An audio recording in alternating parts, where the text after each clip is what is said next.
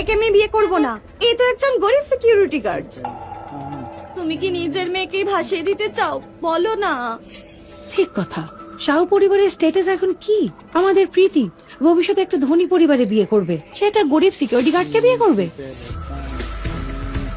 এটা বৃদ্ধ লোকটির সিদ্ধান্ত ছিল। আমাদের মিলার কর্পোরেশন সবেমাত্র জনসমক্ষে এসেছে। যদি আমরা এখনই বিয়েটা ভেঙে ফেলি তাহলে বাইরের মানুষের কাছে আমাদের সুনাম নষ্ট হবে এবং স্টকের দামের উপর প্রভাব ফেলবে।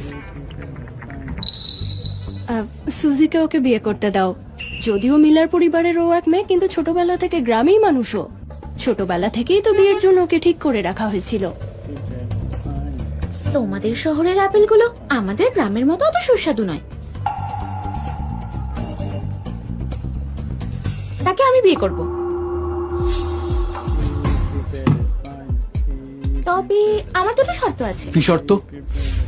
দিদিমার জন্য 1 লক্ষ টাকা দিতে হবে।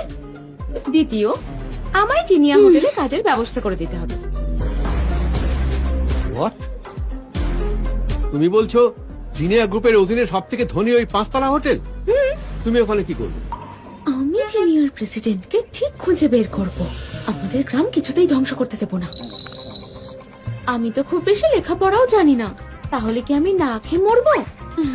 ওকে, যতক্ষণ তুমি আর এই ওয়াটসন ফ্যামিলির সিকিউরিটি গার্ড বিয়ের সার্টিফিকেট নিয়ে আসছো তখনই তোমার হোটেলে কাজের ব্যবস্থা করে দেবো। ঠিক আছে। কোথায় কে জানি, বিয়েতে দেরি হয়ে যাচ্ছে।